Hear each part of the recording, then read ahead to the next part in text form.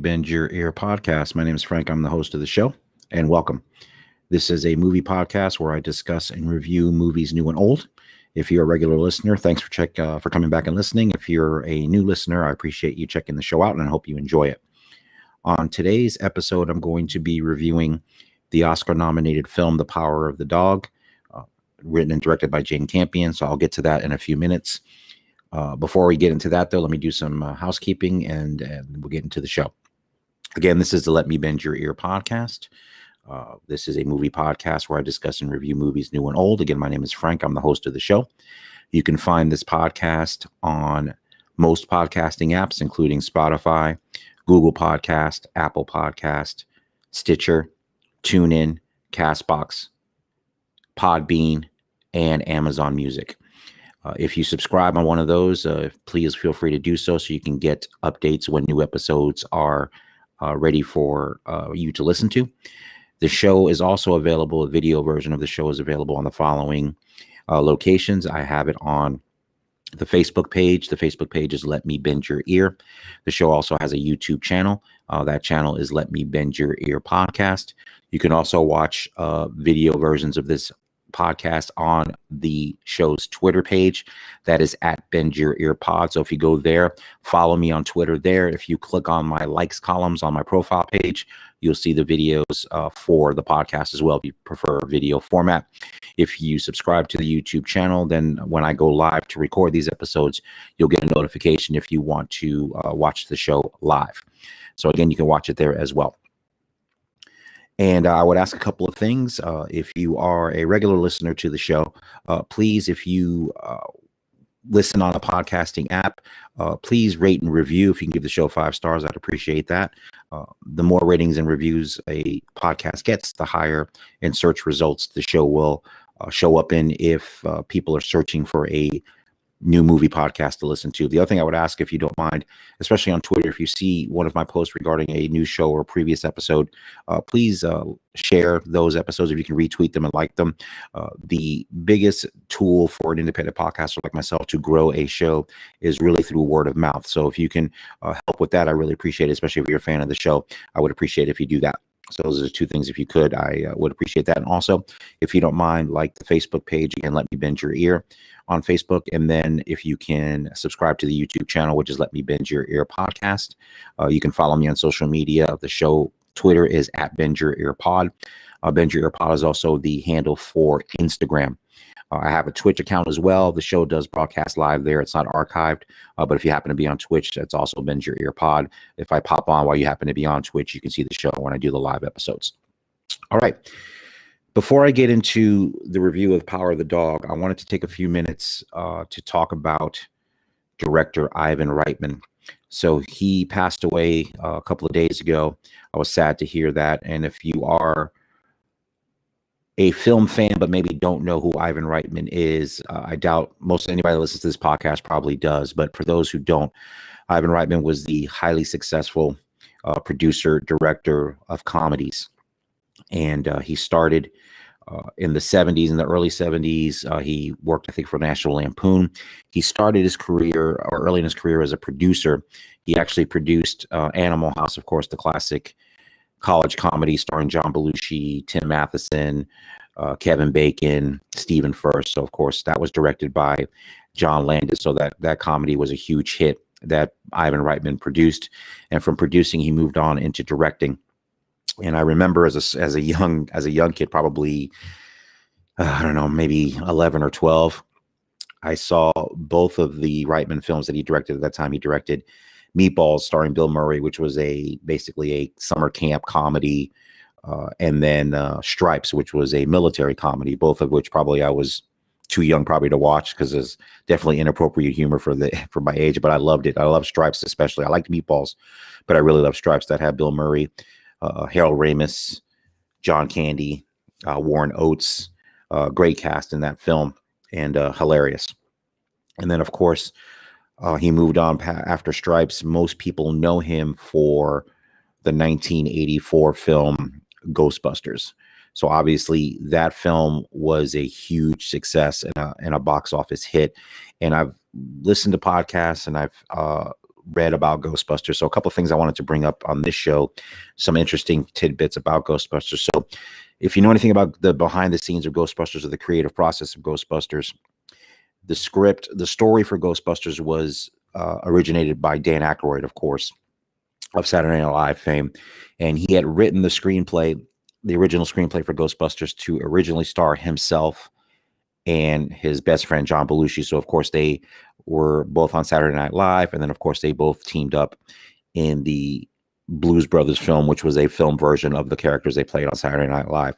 So he had written the screenplay for Ghostbusters. Now, this was something I found out about Dan Aykroyd after, actually a few years after Ghostbusters had come out, become a hit. There was a syndicated program that he produced and hosted regarding the paranormal. And then in finding out more about Dan Aykroyd's life, people most, obviously they know him from Saturday Night Live and his comedy acting career. But his family, going back, his dad and his granddad were very much into the supernatural, the paranormal, unexplained phenomena, things like that. Like this is something in Dan Aykroyd's life that was a passion, probably equaling his passion for comedy and being creative. He was really, really, and still is really into it. So when I read that about him and learned that about him, it's not surprising that he wrote the screenplay for Ghostbusters. So going back to that screenplay, he wrote the screenplay. Ivan Reitman read it. The original version of Ghostbusters, the screenplay anyway, was really leaned into the supernatural elements of it. Was a very long screenplay, so it would have been probably 2.5 hour film that kind of went in different dimensions and things like that. So Ivan Reitman, to his credit, and which is why the success of Ghostbusters is really due to a bunch of people, like every movie is, but really Ivan Reitman had the vision. He saw what he loved about the story was the main part of it, which was people that are hired to get rid of ghosts. And he felt that that was basically a surefire premise that would be successful. But kind of the more fantastical elements of it, the more supernatural elements, he wanted to tone that down. So he had the great idea to team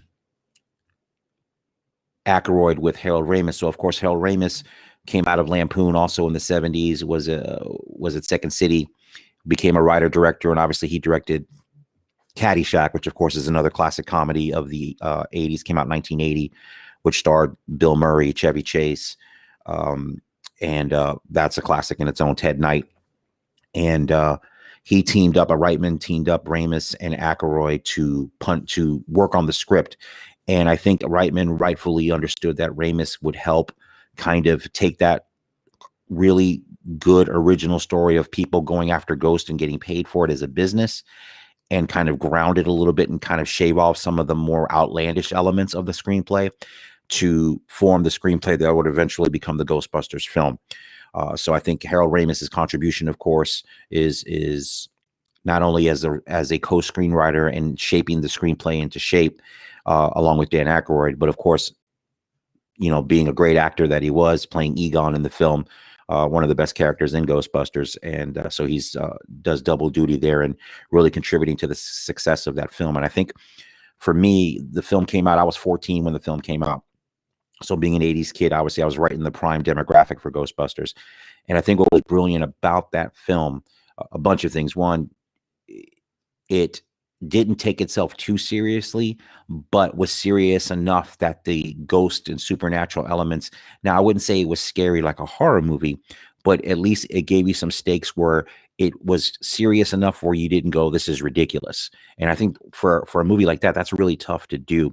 But what I love about it is it struck that balance really well. And that's why I think Bill Murray is fantastic in Ghostbusters, because he basically was the smart ass kind of winking and kind of just basically going, this is ridiculous, going through the whole film as the events get more and more serious.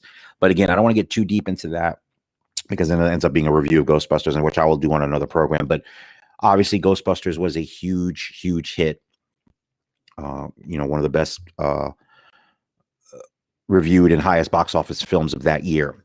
So he directed several films after that, just going quickly through them. Twins, which came out in 1988 with Schwarzenegger and Danny DeVito, which I thought was hilarious.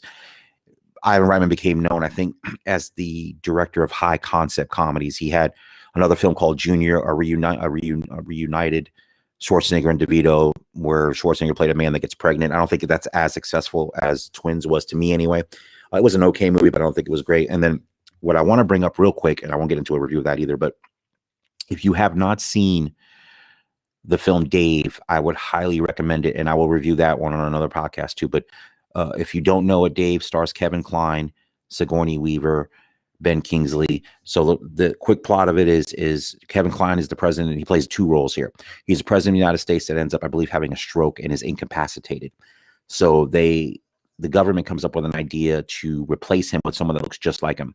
And that's the main character, Dave. So they slide him in to just to pretend to be the president, so nobody knows that something happened to the real president. And he starts to govern in a way that's completely different than the regular president. So the regular president is kind of an ass. And Dave is very kind, very empathetic. And Sigourney Weaver plays the first lady. And really, it's a really good, it's funny, and it's heartwarming. And that's really what Ivan Reitman was really good at, having a comedy with heart, but it's still very, very funny. So I would highly recommend Dave.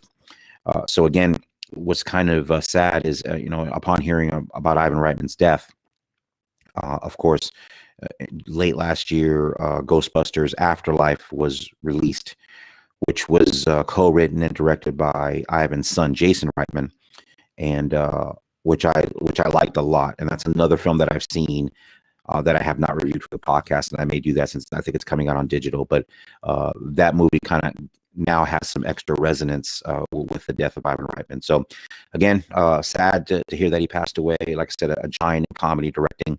Like I said, if you most people have seen his films, but if you haven't, like I would recommend 2 right off the bat, or 3 right off the bat: Stripes, Ghostbusters, and Dave. Watch those 3. I think you'll get a good representation of how good he was as a director.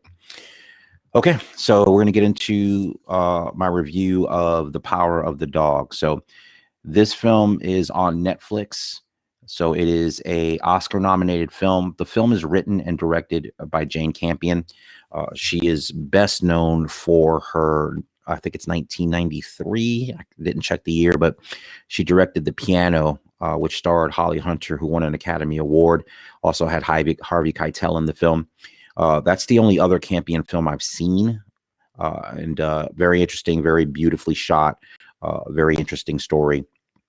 So this is the first film I've seen of hers since The Piano. So this is a story. It's funny because they in things that I've read, they call it kind of a revisionist Western, and I guess it is a Western in the literal sense. The movie takes place in 1925 Montana, so it is set in a Western venue. As I watched this film, I don't really consider it a Western. I think it's more of a drama that's set in Montana, but like I said, that's quibbling, but not a big deal. So, and the reason I say that is if you're not a fan of Westerns, I wouldn't let that shy you away from this particular film. It's not a Western in that sense, like a Clint Eastwood Western or a John Wayne Western. It's not in that sense of what's usually known as a Western type film.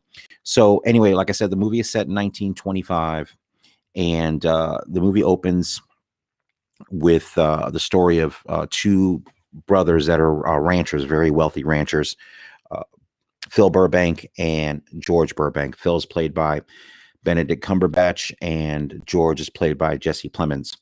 So as the movie opens, they are both embarking on a cattle drive. In the middle of that cattle drive, they stop to rest, and they are staying at a boarding house. And the boarding house is run by Rose Gordon, who is played by Kirsten Dunst. So George Burbank falls in love with Rose, becomes, they talk, they kind of, George is very sympathetic, very, very kind-hearted, very quiet, while Phil is very alpha male, macho, kind of obnoxious, and he's the actual leader of the he leads his brother, and he leads all the ranch. So he's basically, you can tell he's the guy that's in charge, even though his brother is the co-owner of this ranch and does a lot of the business end of it, where Phil does a lot of the physical labor and the things that are required to be a rancher. So anyway, George falls for Rose and ends up marrying her. She's a widow with a son. His name is Peter Gordon. He's played by Cody Smith McPhee. So George and Rose get married and go back to the Burbank ranch to live. And Phil is not happy about it at all and does not like Rose at all and is very aggressive about his dislike for her. So basically, it's a series of him taunting her. She's learning to play the piano, and he taunts her ability to do that. Uh, Phil, the character of Phil Burbank, is a complicated character, and as the movie progresses, you see the onions kind of revealed about what his character is, kind of what his background is. What you learn early is that his idol was Bronco Billy, and he was the one that taught them everything about ranching. Their father wasn't available, so he was basically a father figure to Phil. He just has almost a godlike reverence for this man.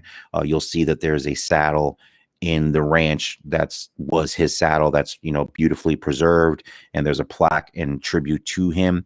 So you see that he basically reveres him like you would your dad, or actually even more than that. I think it's almost like a religious experience for Phil, the way Phil portrays it.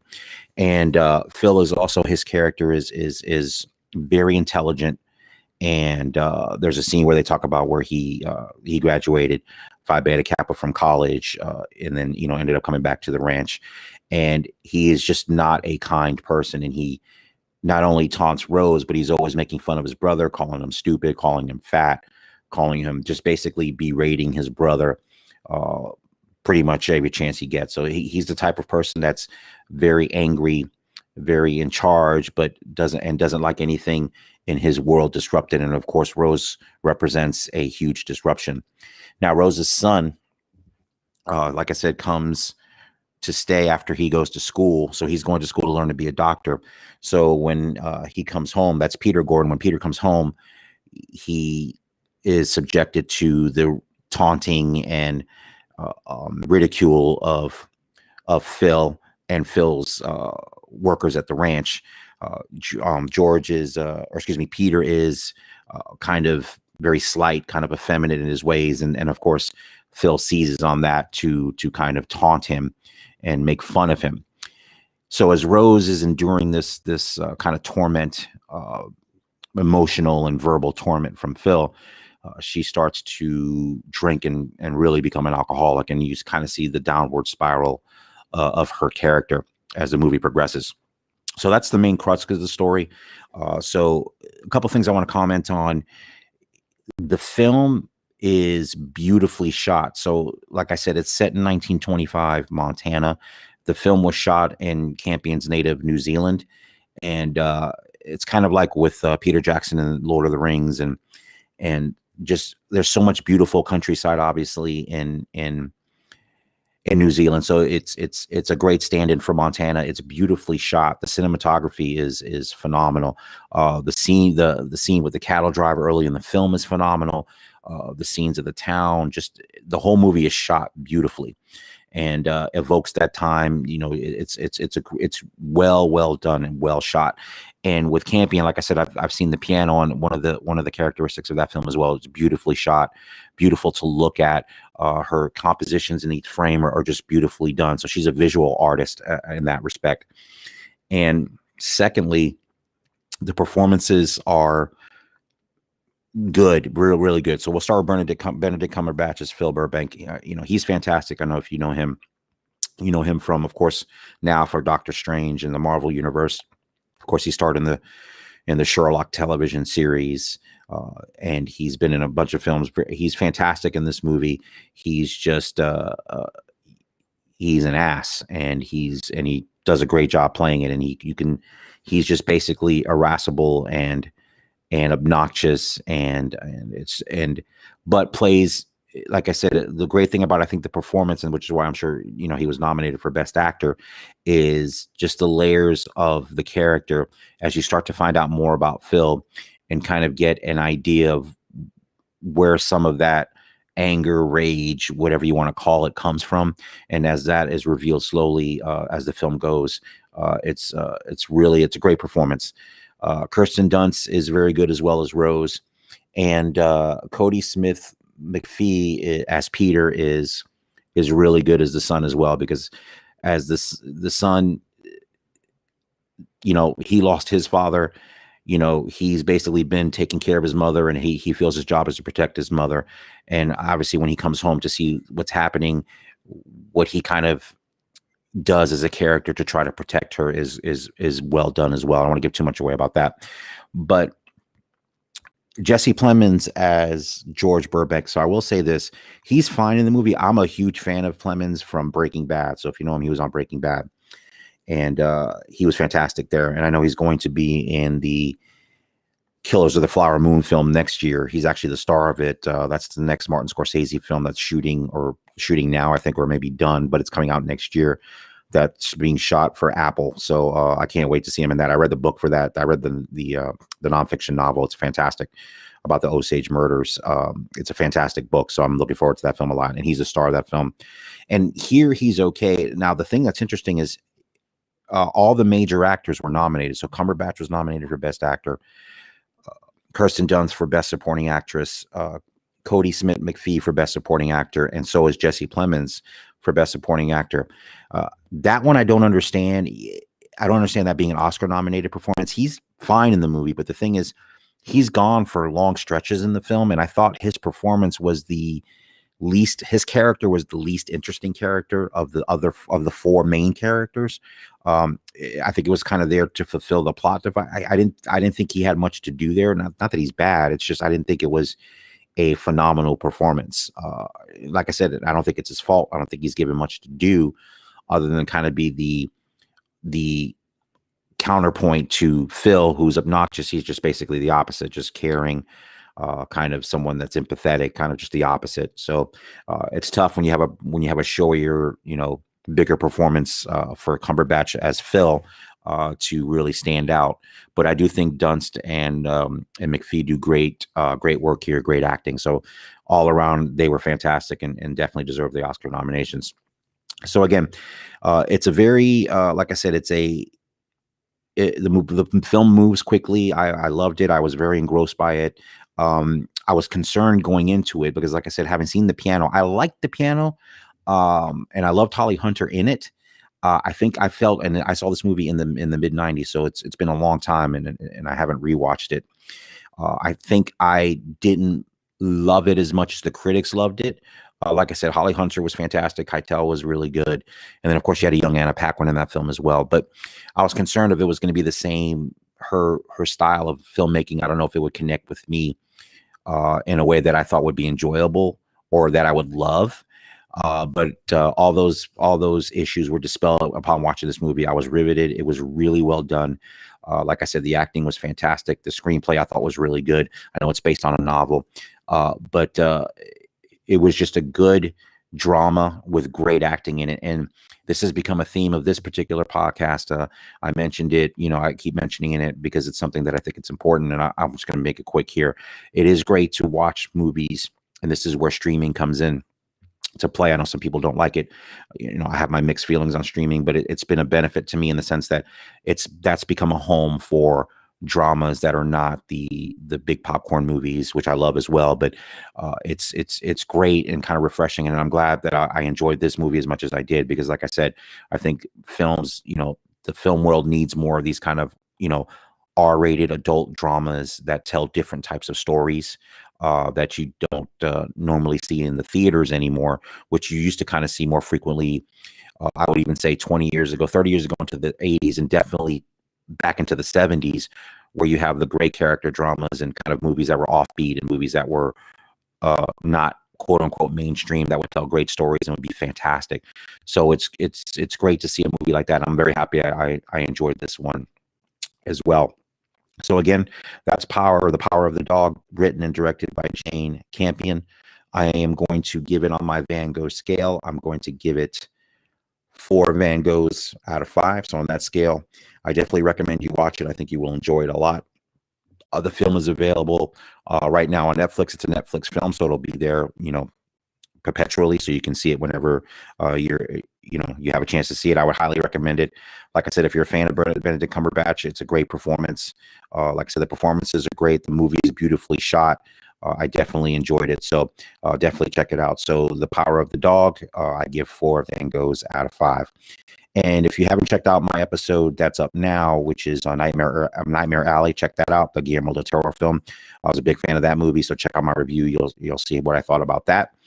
Again, this is the Let Me Bend Your Ear podcast. My name is Frank. I am the host of the show. I discuss movies new and old. And again, I would encourage you, if you wouldn't mind, if you're a fan of the show, please follow me on social media at Bend Your Ear Pod on Twitter. That's also the Instagram handle. That's also the handle for Twitch as well. If you want to email the show, any suggestions about the show, thoughts, feedback, movies you'd like me to review, you can email the show at bendyourEarPodcast@gmail.com. Like I said, this show available, the audio version is available wherever you get your podcasts. So you can get it again on Spotify, Google Podcast, Apple Podcast, Stitcher, TuneIn, Castbox, Podbean, and Amazon Music. All episodes of this show are available on the website, so you can always go there anytime and download any of the episodes all the way back to the first one. The website is letmebendyourear.com. Sorry. Again, that's letmebendyourear.com is the website. So you'll have all the audio episodes there. And now that I do the video component, I've started to upload the video links to the YouTube channel, so you can see these on video if you want to, if you prefer the video presentation of the podcast. So again, that's on the website as well. That's not all the way back to episode 1, but the last 5 or 6, then going forward, all the video links will be on the website as well. So again, I want to thank you for listening. I hope everybody's having a fantastic week. Again, my review of Power of the Dog by Jane Campion, 4 Van Goghs out of 5. And again, I look forward to seeing you guys on social media. Give me your thoughts on the podcast. I want to thank you for you regular listeners out there. I really appreciate you coming back to continue to listen. I really appreciate that. I want to let you know that. And anyone that's checking out the podcast for the first time, I hope you enjoyed it. And I hope you continue to listen, and more so, I hope you recommend the show to a friend. So again, thank you all for listening. This is the Let Me Bend Your Ear podcast. I hope everybody has a fantastic week. Take care.